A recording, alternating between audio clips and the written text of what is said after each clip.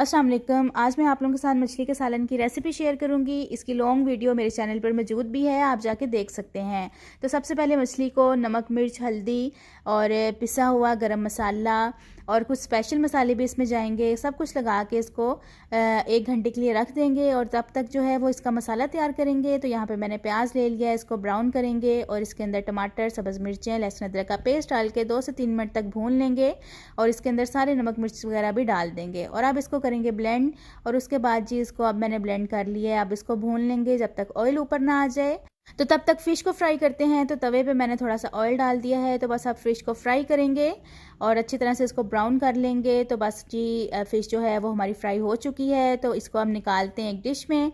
जो मसाला है वो भी तैयार हो गया है। अब इसके अंदर फ़िश के जो पीस हैं वो डालेंगे और इनको हल्के हाथों से मिक्स करेंगे ताकि जो फ़िश है वो टूटे ना। तो इसके अंदर आधा कप जो है वो पानी का डालेंगे और इसको 5 मिनट के लिए